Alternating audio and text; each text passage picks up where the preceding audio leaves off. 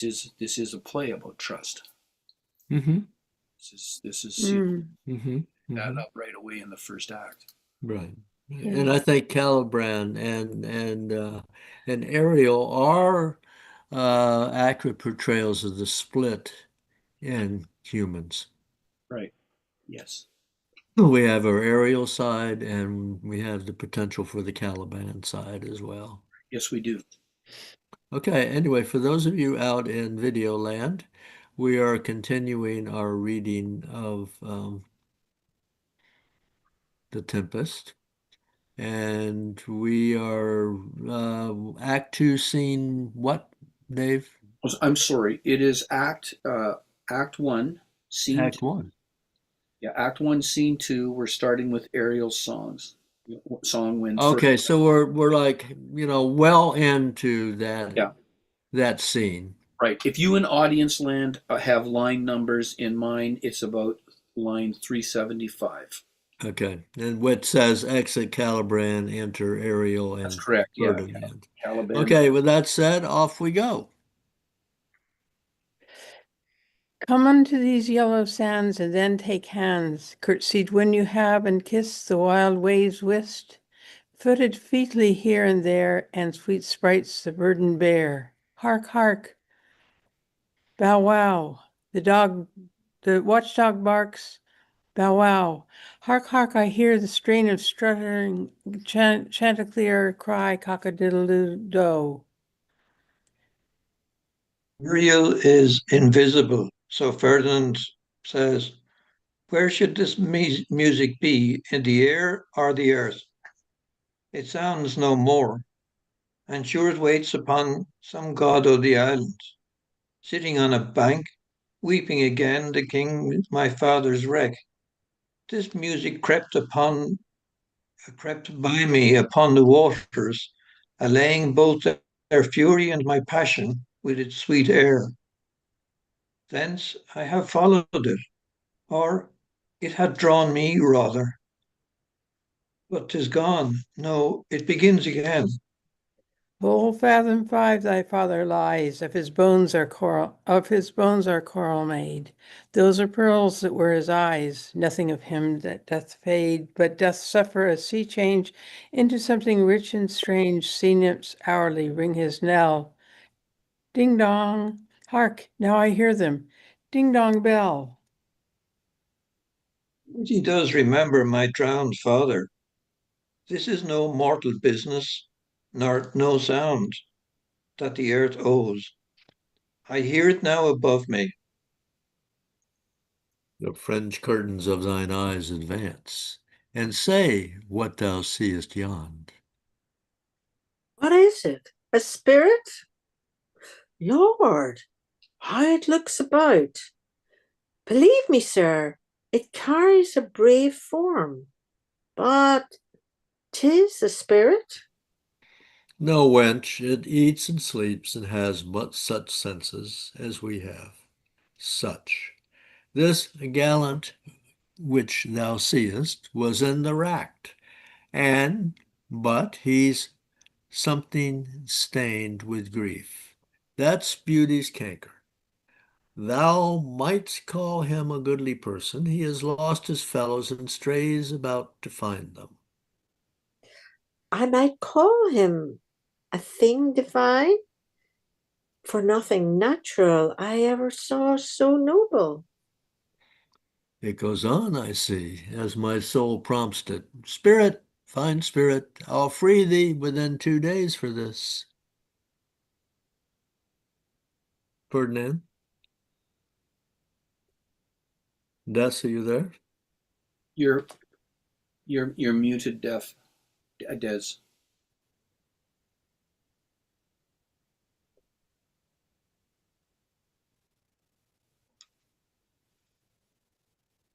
Um, okay, so Des is having trouble unmuting himself. Oh, there Here we you are. are. Here we are. Okay, there Sorry. you go, Here Des. we go. Yeah, Yeah, perfect.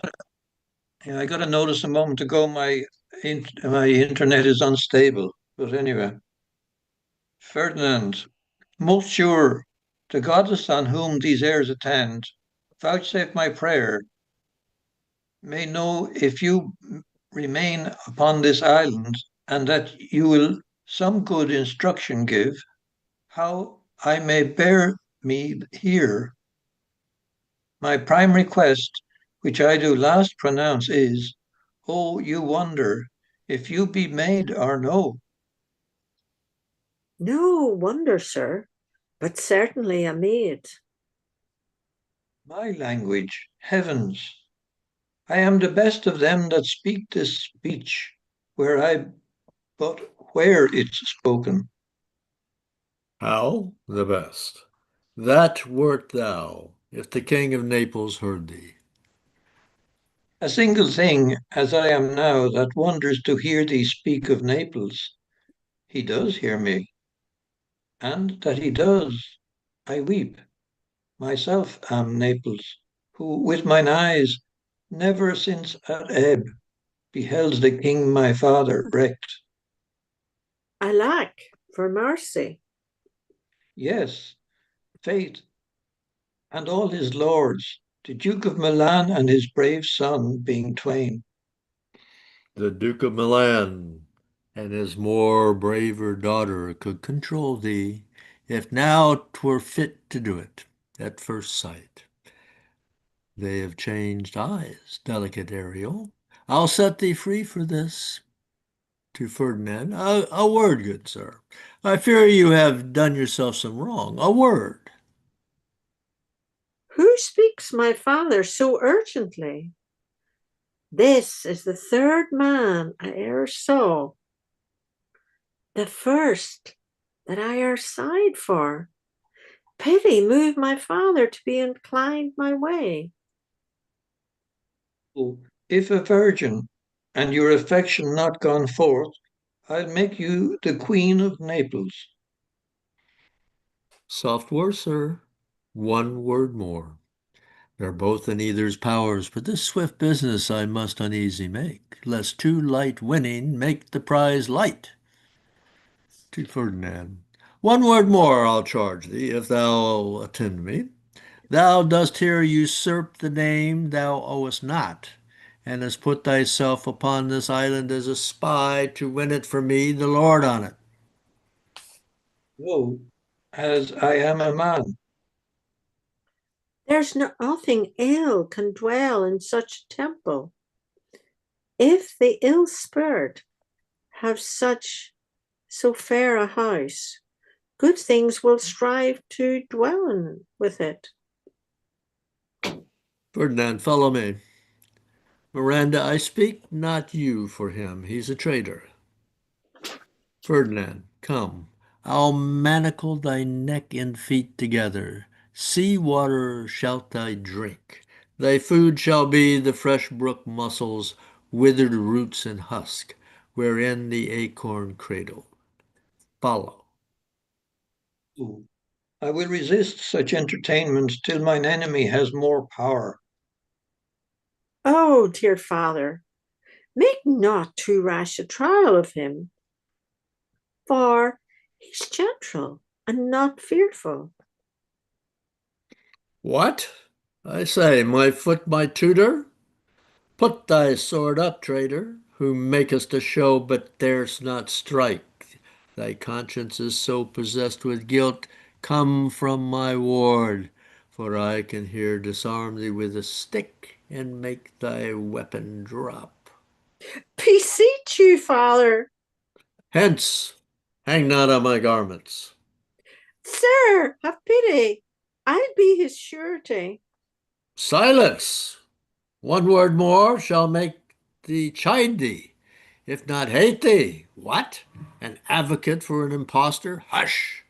Thou thinkest there is no more such shapes as he, having seen him but him and Caliban? Foolish wench! To the most of men this is a Caliban, and they to him are angels. My affections are then most humble. I have no ambition to see a godlier man. Ferdinand, come here, obey. Thy nerves are in thy infancy again, and have no vigor in them. So they are. My spirit's as in a dream, are all bound up. My father's loss, the weakness which I feel, the wreck of all my friends, nor this man's threat to whom I am subdued, are but light to me. Might I but through my prison once a day behold this maid, all corners else o' the earth let liberty make use of, space enough have I in such a prison. It works. Ferdinand, come on. Thou hast done well, fine Ariel. Ferdinand, follow me. Ariel, hark. What thou else shalt do me. Be of comfort. My father's of a better nature, sir, than he appears by speech.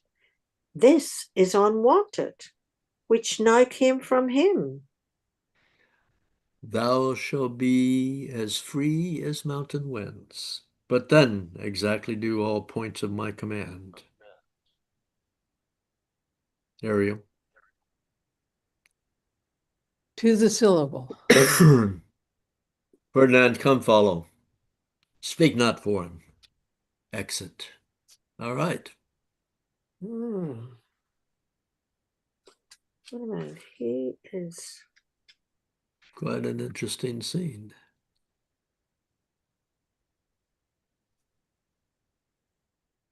Little added instructions in what you were reading there, Duncan, which made sense. Hmm. Who he's speaking to, whether it's Ferdinand or Ariel or whoever. That's not in my copy at all. And it's not in mine either. Oh, really? Okay, well, I No. was following because it was in mine, but of course, calling them by name was not actual part of the script. I Yeah. just decided because Prospero was jumping around so much, I'd better use names. That was very helpful. It certainly was. Yeah. Okay, good. Thank you. And of course, I didn't make a note of it, but anyway. So Ariel is sometimes visible and sometimes not, or always not visible. No, sometimes visible. Well, he's probably visible to Prospero, but I don't think he's Prospero. visible. No, to Yeah. Ferdinand, right? Yeah, she's Uh, not visible to Ferdinand. Yeah, where Uh, should this music be? yeah. Hmm.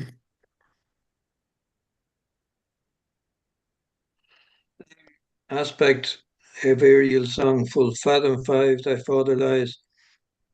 When I was about 13, I learned that off by heart. Mm-hmm. It reverberates around inside my brain. Yes. Yeah, they're good lines. Mm. Very strong. So one of the things, actually, that brings up the thing that was really going through my mind, that actually from Ferdinand thinks his father's a good guy. Right. Filial, Yeah. filial loyalty. So, he's genuinely grieved that his father is drowned, which is not true. His father is not drowned, but things have been arranged, so it seems he has drowned in the storm.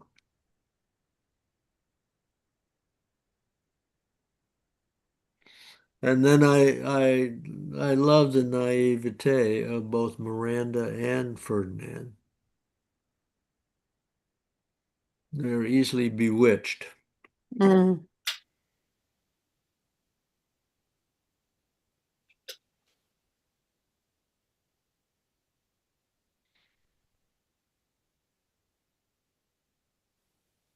Yeah. What Prospero calls her wench. Mm-hmm.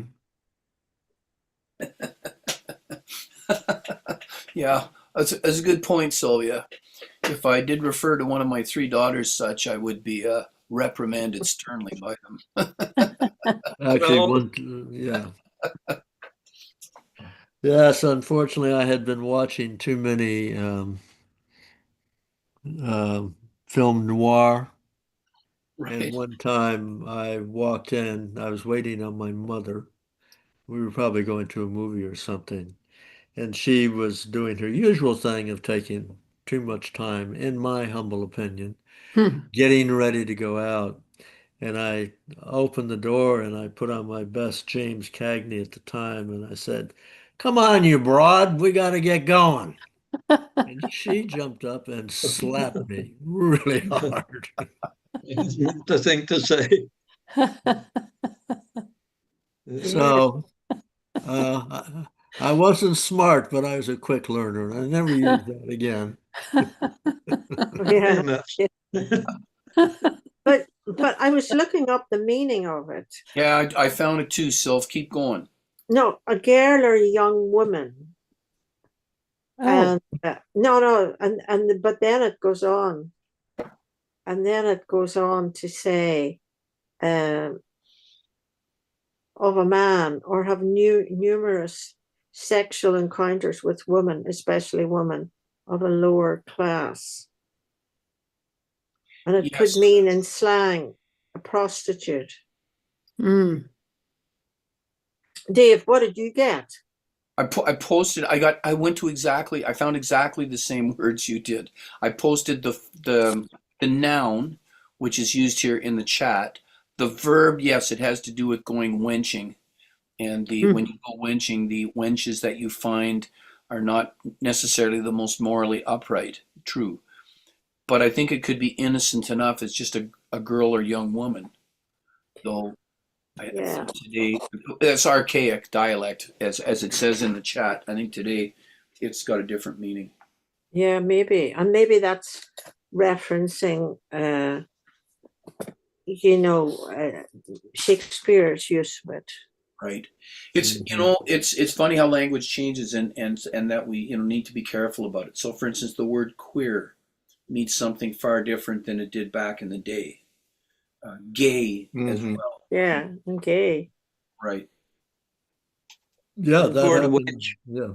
sorry, the word wench is shortened from wenchel, meaning a child, also Hmm. in Middle English, Okay. Hmm. which is quite some time before Shakespeare. Hmm. Really, yeah. Interesting.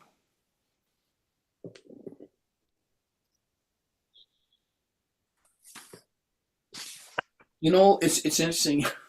He's basically saying, "Don't give yourself away cheap here, honey. I mean, this guy's the third man you've ever seen. Trust me, Yeah. it's lots of fish in the sea kind of thing. And you get out in the big world and you'll find out this guy is not such a hot shot, but she's having none of it. I love at first sight. This Right. is Dave's advice to his daughters. They never came to me for advice, Des. They made their own ways and found some nice guys, so I can't complain. Hmm. Nevertheless, he is the one who is arranged for this, and Right, he's put Ferdinand in a light to where he would seem attractive. right. And Ferdinand, who has seen a lot of women, is quite smitten himself. Well, Miranda's the perfect innocent. Yeah. Is he smitten or is he made that way by Prospero? Ah, I don't know. Hmm. And Prospero wants to let him know who's boss.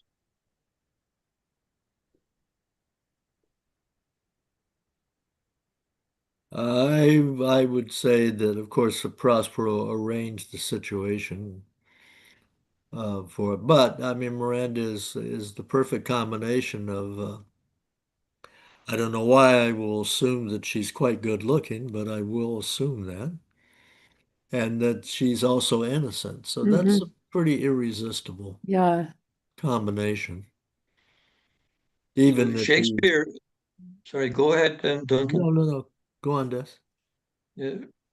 Shakespeare decided that Ferdinand needs to think his father dead for whatever particular reason. I'm not sure exactly what it is. If he's feeling totally alone and Amanda, then I suppose that could be part of Shakespeare's plot, that he needed to be so alone and break the bond with his father. Mm-hmm. Yeah. Mm-hmm. So you're saying Dad's like he's pretty vulnerable right now. Yes, because he believes the father's dead. Hmm. Well, if nothing else, it prevents Ferdinand from running around trying to find his father. Hmm. Yeah. When Prospero wants for all of Ferdinand's energy to be focused on the Miranda.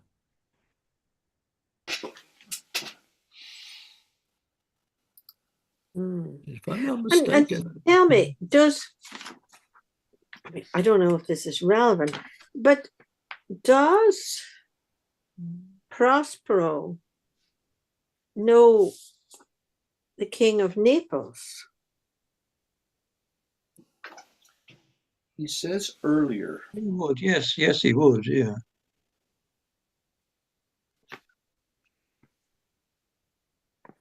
Prospero's brother certainly knew the King of Naples. Hmm.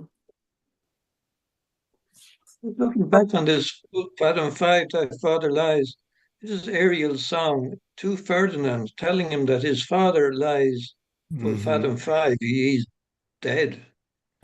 Yeah. He's 5 fathoms deep in the ocean. Right. And his bones are already coral. Never got that before.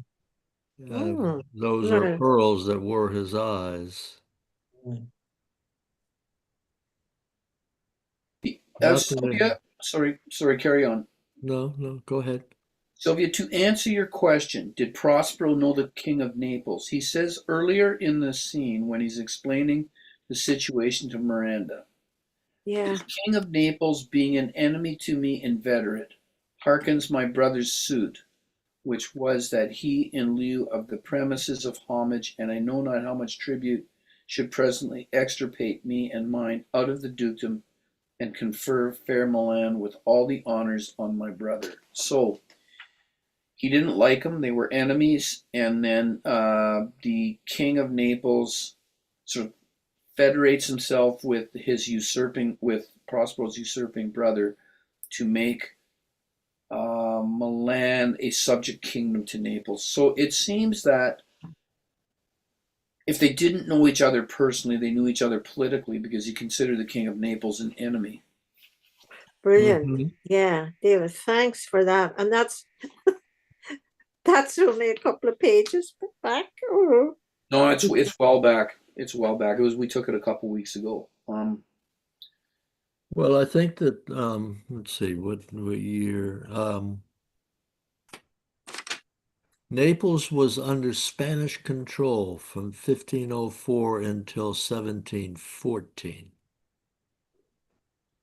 So it wasn't even considered part of Italy at the time. There was no Italy, and Naples was under Spanish control. I wonder if Milan was under Spanish control.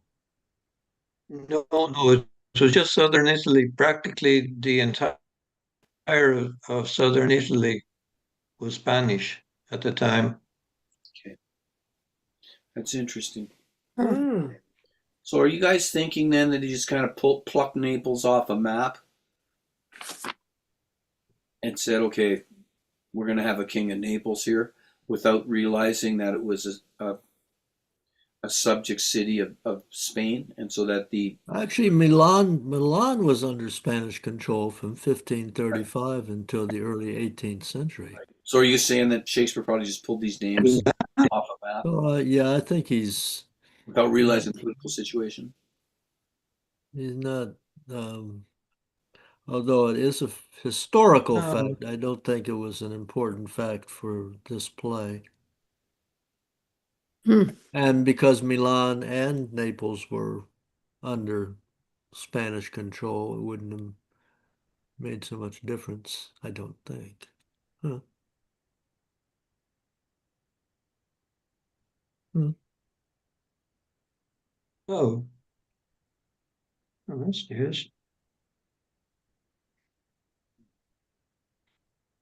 But the part that most interests me is the fact that, the Ferdinand is genuinely upset about his father's death.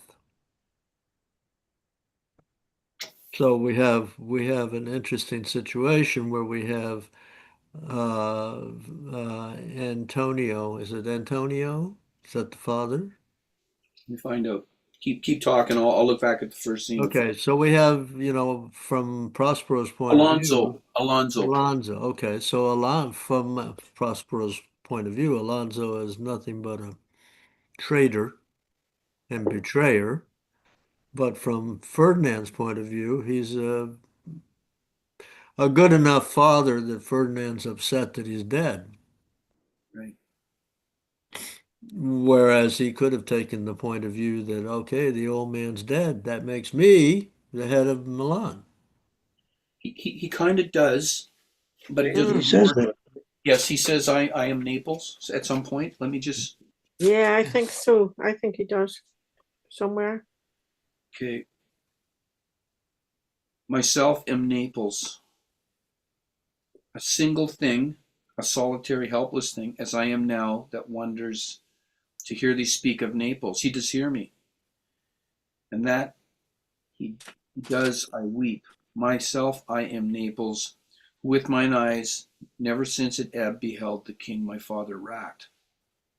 So, Okay, so I need a little bit of clarification for what's actually going on here. Prospero was the head of Milan, correct. and he decided that he'd rather do his studies, and so he turned the actual operation of Milan over to his brother Alonso. Antonio. Antonio. Oh, it was Antonio. Okay, Antonio. But then I thought that Antonio made an alliance, a submissive alliance with Naples. Correct.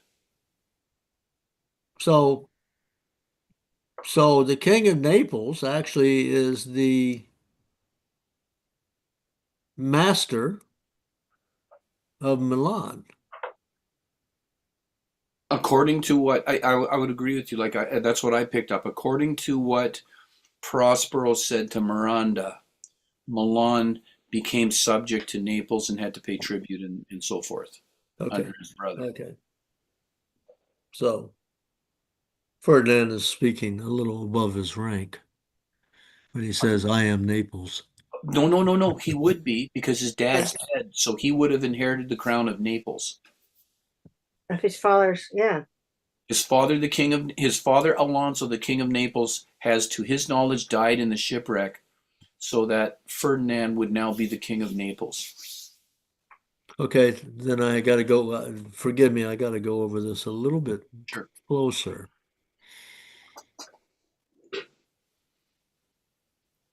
How did Antonio become the king of Naples? And no, he didn't. He became the king of Milan Mm-hmm. by Duke of Milan. He's only the giving his Duke. brother Prospero the boot. He became king of Milan. Yes. No, he's the Duke. The Duke. He's not a king. Is okay, fair enough. And that would be even more cemented by the fact that Antonio, after he gave Prospero the boot, brought his country or his city, Milan, into subjugation to Naples. Hmm. And I thanks, think Sylvia, for that's making that difference. implied. Hmm. Duke of Milan, you're right. You're right. Duke of Milan, who is subject to the king of Naples, whose name is Alonso, and he is presumed to have died, so his son Ferdinand would then be the king of Naples. But don't, So Ferdinand is not the son of the brother who betrayed Prospero. no, Correct. no, no. That's right. Oh, well, there's my confusion. Thank you. No, I thought that I got a few way back earlier. Yeah, it was hard to work out who was who. Okay. But of course, a typical Shakespeare. Prospero, Prospero knows all this. He knows where everybody is. He knows the lineages. He knows everything. So he's there playing with Ferdinand. He's the cat, and Ferdinand's the mouse. Yeah, And in this and case. he's going to be, and he's going to be mangled. He's going to be manacled, and all the rest of it. And there's a beautiful thing. I'm probably jumping ahead. I just think that's beautiful. He says, even though he's in prison, once a day, if he can behold Oh, this yeah. maid. I just think that's, I mean, You're a surely romantic at heart, that's Sylvia. enough. That's enough to win her. Right. Right. Uh,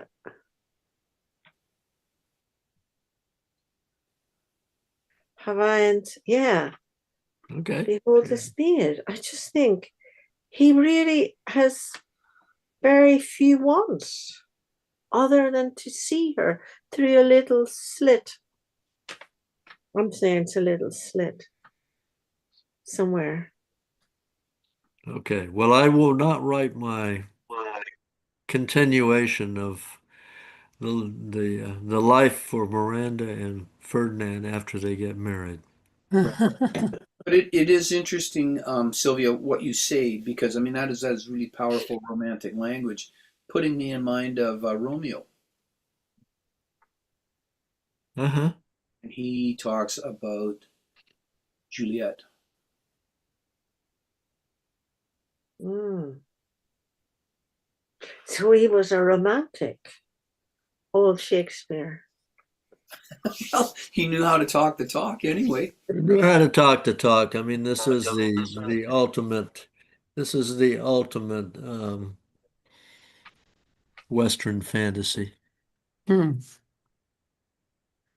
Shakespeare did a lot of that stuff in his sonnets. Yes. Quite a bit. Mm-hmm.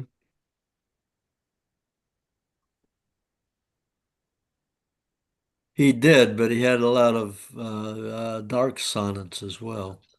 Oh yes, yeah. And maybe that's his strength, isn't it? I mean, he can kind of see both sides. But the cynic in me thinks, you know, he puts on these plays and he's treading dangerous territory. He's sure this is playing to King James, isn't it? There's more to this than meets the eye. So he has all this beautiful thing, and James is a bit hoodwinked by it. I don't know. That's me. I'm always thinking Mm-hmm. Mm-hmm. about Shakespeare and trying to put on really serious. If he's in this, what we went over last week, you know, uh, attacking colonization in front of the king. I mean, you need to bring in a little bit of romance here and there to really, move him along. Or is he justifying colonization? I know that the thing that we looked at last week was attacking it, but I'm wondering if he's justifying it too. Look, Caliban deserves to be a slave. I mean, we kind of gave him free reign. He tried to rape my daughter, right? This guy is, he's uncivilized. He needs lots of control. Mm-hmm. Mm-hmm. So I'm just wondering if you can look at it both ways. I'm in no way negating. Yeah, absolutely, Dave. Possible. Yeah. And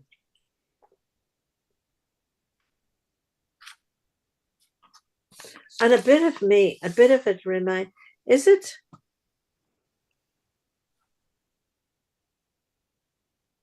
Where is it where the young woman is, something happens in the cave? Is that Passage to India, or is that Picnic at Hanging Rock. You know that where the Indian guy is blamed. Mm-hmm. Passage to India. Yeah. I don't know.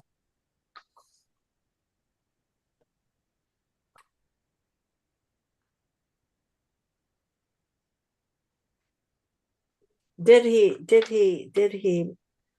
Oh yeah, because he was saying that he wanted to make babies with her. Oh yeah. Okay. Forget that. Yeah, Miranda's response to that, really, she goes on and on about it. Abhorred slave, which any print of goodness will not take, incapable of all ill. I pitied thee, took pains to make thee speak, taught thee each hour one thing or another, when thou didst not. Savage, know thine own meaning, but would like a thing most brutish, I endowed thy purposes with words that made them known. But thy vile race, though thou didst learn, had that in it which good natures could not abide to be with. Therefore wast thou deservedly confined upon this rock. Thou hast deserved more than a prison. That's pretty savage stuff. Yeah. He hasn't taken kindly to his advances, that's for sure. Or she to him. Oh, wow. I mean, going back again and talking about King James, listening to this stuff, it would be very much the imperialist approach.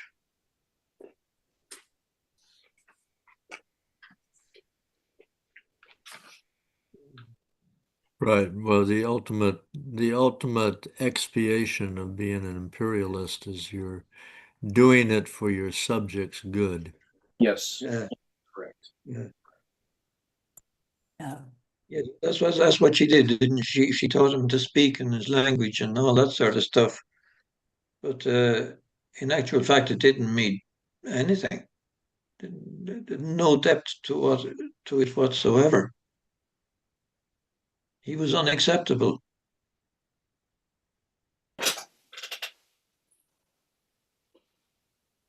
Very colonial.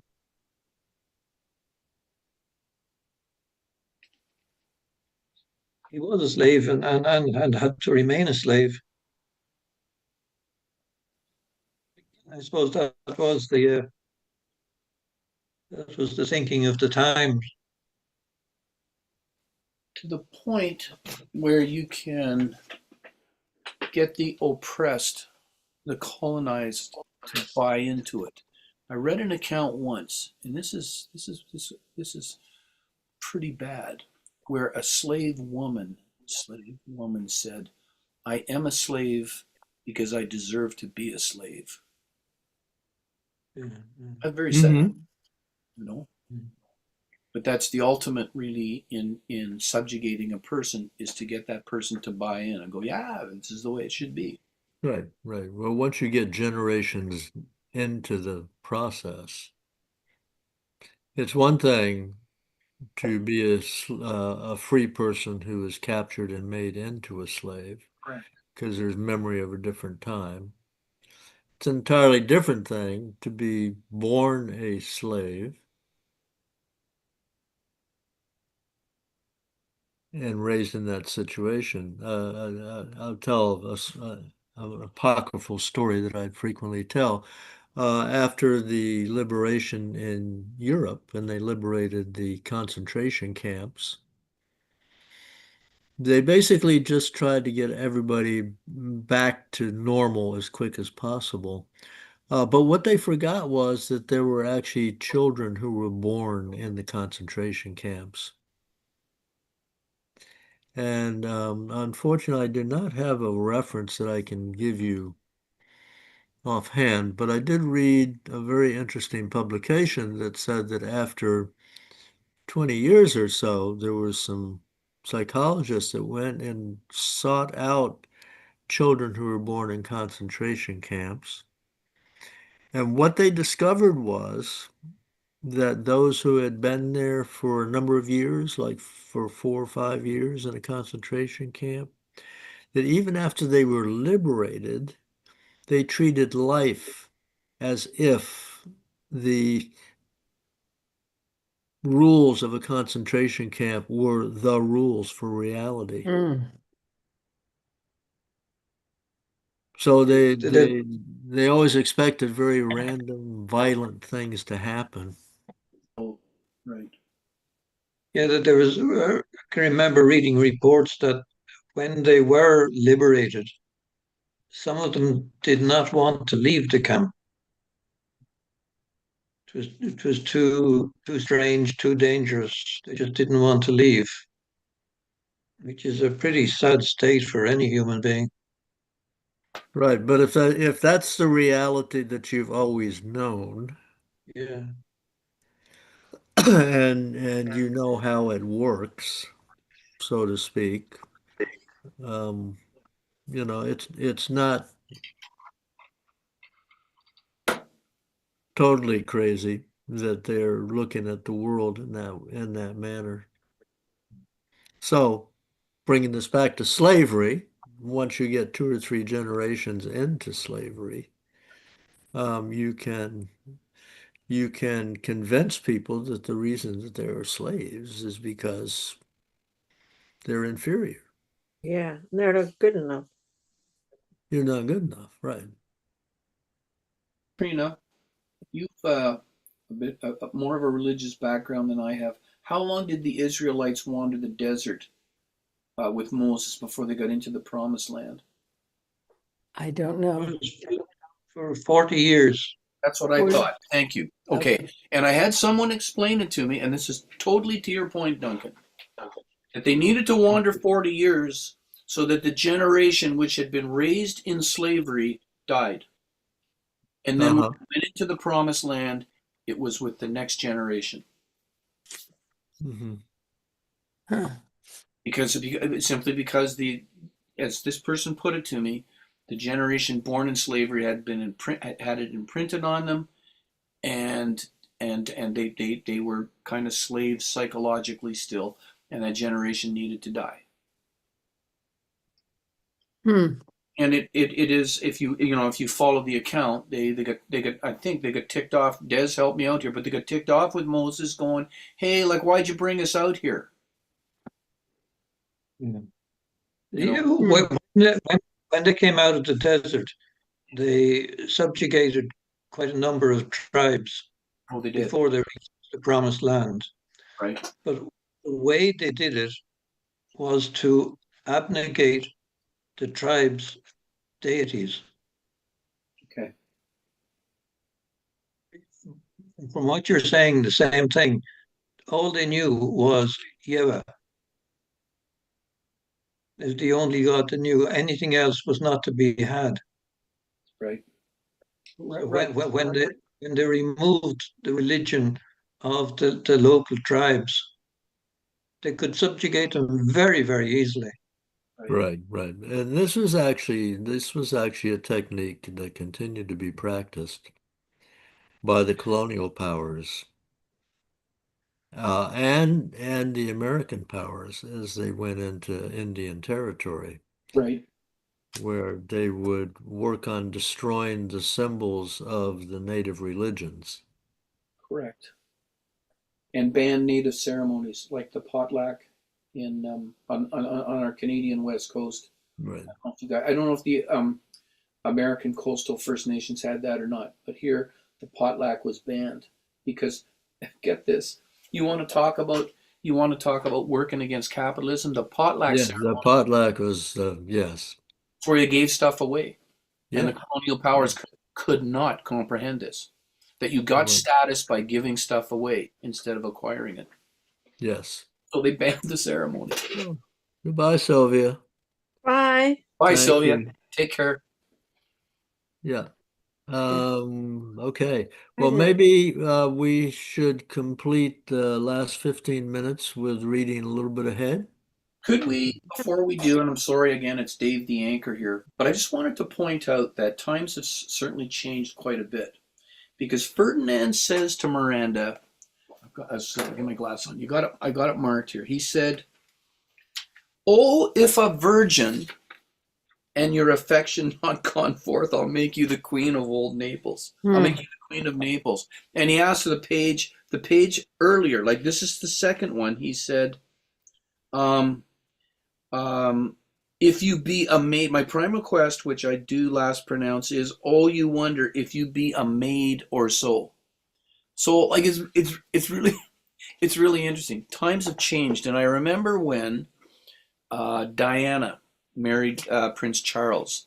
This was a Uh-huh. big thing in the press. This was a big thing, and the royal people had to assure the press that she was a virgin. Whereas when Kate married William, that issue was right off the table. Hmm. Hmm. Meaning And no times had nobody. changed just in that short period of time Yeah. Uh-huh. between father getting married and then the son getting married. Yeah. It was just seemed to be nobody's business. But here in Shakespeare, we do see very important. Mm-hmm. It was quite a slap in the face when a royal prince married an American commoner of mixed race. Yes. That was a slap in the face to the establishment. Very Yes. interesting. Yes, very Yeah. interesting. Yeah. And and, Uh, and Such of a slap in course, the face that they got rid of him. um, are you talking? So I think Des is talking about Prince Harry. I think Yeah. you're talking about Duncan. I think you're talking about Edward VIII. Huh. He married Wallis. No, I'm talking about Prince Harry Oh, you also. were too. Okay, sorry. I thought you were Yeah. talking about Edward Edward VIII. the Eighth, he just married an American, right? He did, but it was third go round for her. Yeah. Oh, okay. Yeah, she was divorced. I think it was her third go round. But anyway, um, Yeah, she was Ed- not a virgin. definitely Yeah. not, definitely not. And so he had to abdicate. Okay. Well, if he wanted to stay married to her. If that's correct. If he yeah, that's right. Right. Yeah. Hmm. But it was, I mean, it wasn't a bad thing to marry to marry an American if she had money, because that's what Churchill's dad Randolph did, right? His mother was Jenny Jerome, and she was an American heiress, and Randolph Churchill married her. So Churchill was actually half American, Winston, which he, uh, Winston? yeah, which he played up when he was dealing with Roosevelt. Mhm. Yeah, I'm kind of half American. My mom's American, to get stuff out of him. That great British imperialist. Anyway, sorry, Duncan, you want to get going No, here. there's no need to be sorry about that at Okay, all. That's good. so here's what we can do. We're back with the other folks. How far along we'll get, I don't know. It looks like Gonzalo's got some lines, so that's some long ones. So I'll take that because I sat the last one out.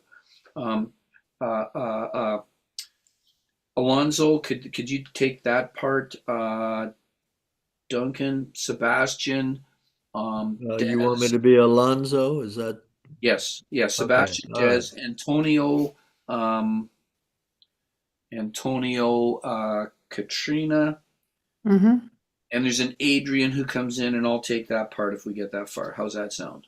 That sounds fine. So let's Okay, just read until the time is up, sure. and You we'll just and stop we'll at that close. point. I think a Betcha. lot of this is going to be kind of Enter a little Alonso bit comic Sebastian. relief type stuff.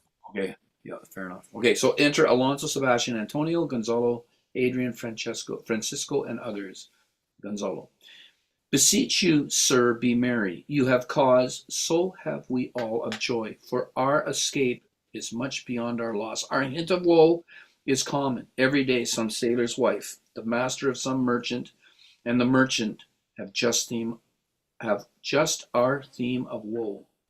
But for the miracle, I mean our preservation, few in millions can speak like us. Then wisely, good sir, weigh our sorrow with our comfort. Prithee, peace. Sebastian. Sebastian, me? Oh, I think that's you, Des. Sorry, yeah, sorry, okay. He receives comfort like cold porridge. Ouch. The visitor will not give him more so. Look, he's winding up. He's winding up the watch of his wit. By and by it will strike. Sir, One, tell. When every grief is entertained that's offered, comes to the entertainer, $1. dolor comes to him indeed. You have spoken truer than you purposed. You have taken it wiser than I meant you should. Therefore, my lord, Fie, what a spendthrift is he of his tongue. I prithee spare. well, I have done, but yet, We'll be talking. Which of he or Adrian for a good wager first begins to crow? You old cock. The cockerel. Done? The wager. A laughter. A match. wait, that'll be me. Though this island seems to be desert, Sebastian. no, I think it's Antonio actually. Oh, I have Sebastian. Ha Oh, ha ha. I have That's interesting. Sebastian. That's interesting. Okay. Okay, so you're paid. Uninhabitable and almost inaccessible, Yet? yet He could not miss it. it must needs be of subtle, tender, and delicate temperance. Temperance was a delicate wench. Aye, and as subtle as he most learnedly delivered, Here breathes upon us here most sweetly. as if it had lungs, and rotten ones. Or as it were perfumed by a fen. Here everything is advantageous to life. True, save means to live. Of that there's none, or little. Lush and lusty the grass looks. How green! The ground indeed is tawny. Deny of green in it. He misses not much. No, he does but mistake the truth totally.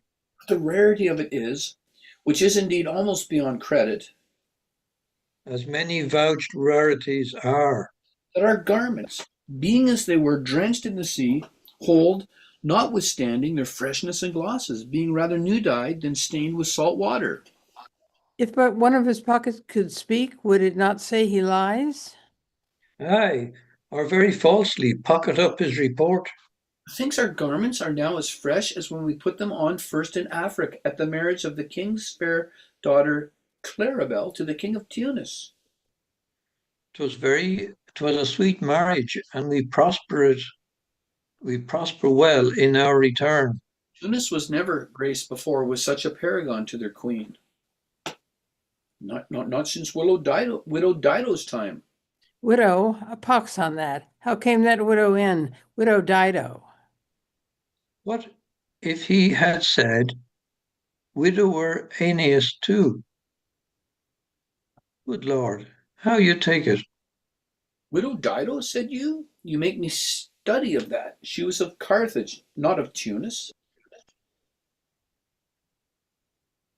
Oh, sorry. This Tunis, sir, was Carthage. Carthage? I assure you, Carthage. His word is more than a miraculous harp. He had raised the wall and houses too. What impossible matter will he make easy next? I think he will carry this island home in his pocket and give it his son for an apple. And sowing the kernels of it in the sea bring forth more islands. Aye, Why in good time?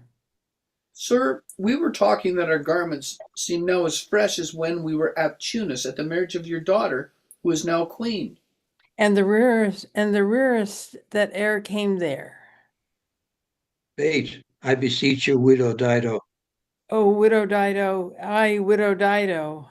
Is not, sir, my doublet as fresh as the first day I wore it? I mean in a sort. That sort was well fished for. When I wore it at your daughter's marriage? You cram these words into mine ears against the stomach of my sense. Would I had never married my daughter there, for coming thence my son is lost, and in my rate she too, who's so far from Italy removed. I ne'er shall see her again. O thou mine heir of Naples and of Milan, what strange fish has made his meal on thee? Okay, we have a Francisco. Okay, I'll do Francisco too then. Sir, he may live. I saw him beat the surges under him and ride upon their backs. He trod the water whose enmity he flung aside, and breasted the surge most swollen that met him. His bold head 'bove the contentious waves he kept, and oared himself with his good arms in lusty stroke to shore, that o'er his wave-worn bases bowed, as stooping to relieve him, I not doubt he came alive to land. Prithee, peace. I have No, mine has some more in there before Prithee Peace. Really? Yeah, Even more, Alonso, because mine is very abbreviated. Alonso and Sebastian, yes, Yeah. they both have something to say. yeah. Alonso says, no, no, he's gone. And Sebastian, sir, you may thank yourself for this great loss, that would not bless our Europe with your daughter, but rather lose her to an African, where she, at least, is banished from your eye, who hath cause to wet the grief thereon. Okay, And then then Prithee Alonso Peace. says prithee, peace. Mhm. Pretty please. You were kneeled to and importuned otherwise by all of us, and the fair soul herself weighed between the loathness and the obedience which end o' the beam should bow. We have lost your son, I fear, forever. Milan and Naples have more widows in them of this business making than we bring men to comfort them. The fault's your own. So is the dearest of the lost. Lord Sebastian, the truth you speak does lack some gentleness. Time to speak it in. You rub the sore when you should bring the plaster. Well, And most chirurgically. Rugianly. Tis foul weather in us all, good sir, when you are cloudy. foul weather. Very foul. Had I plantation of this isle, my lord, He'll sow with nettle seed. Our docks are mallows. and were the king on't, what would I do? Scrape being drunk for want of wine. I, the commonwealth, I would by contraries execute all things. For no kind of traffic would I admit, no name of magistrate, letters should not be known, riches, poverty, and use of service, none. Contract, succession, born, bound of land, tilth, vineyard, none. No use of metal, corn, or wine, or oil, no occupation. All men idle, all, and women too, but innocent and pure. No sovereignty. Yet he would be king on it. The latter end of his commonwealth forgets the beginning. All things in common nature should produce, without sweat or endeavor. Treason, felony, sword, pike, knife, gun, or need of any engine would I not have. But nature should bring forth of it our own of its own kind, all poison, all abundance, to feed my innocent people. No marrying among his subjects. No man, all idle whores and knaves. I would with such perfection govern, sir, to excel the golden age. Save his majesty. Long live Gonzalo. And do you mark me, sir?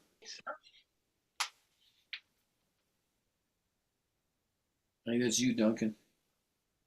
Okay. Prithee no more. Thou dost talk nothing to me. I do well believe your highness, and did it to minister occasion to these gentlemen who are of such sensible and nimble lungs that they always use to laugh at nothing. 'Twas you we laughed at. Who in this kind of merry fooling am nothing to you, so you may continue and laugh at nothing still. What a blow was there given.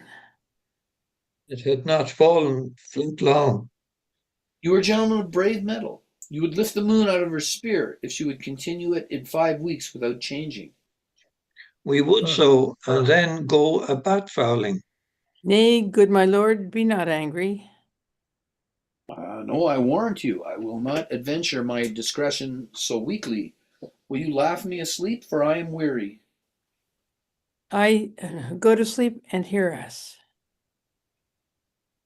Okay. All sleep but Alonzo, Sebastian, and Antonio. So we should probably stop right there. Great. Interesting. Huh.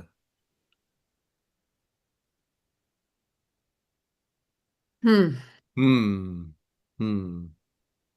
All right. Very good. Thank you all very much. Oh, thank you. This has been great. So we'll Yes. start. Okay, so if I have this right, we will start back at the beginning of Act 2, Scene 1. Is that correct? Yeah, the beginning of this whole kind of Yep. jokey Okay. type Perfect. thing going on. Okay. Okay, so we'll start at the beginning of the act. Good. Yeah. Great. Okay. And it's Mrs. Dalloway Monday. Is that correct? That's right. Mrs. Dalloway right. on Monday. Awesome. You are correct. Okay. Okay. Good. Okay. Thank you. Bye. Okay. Bye. Have a good weekend.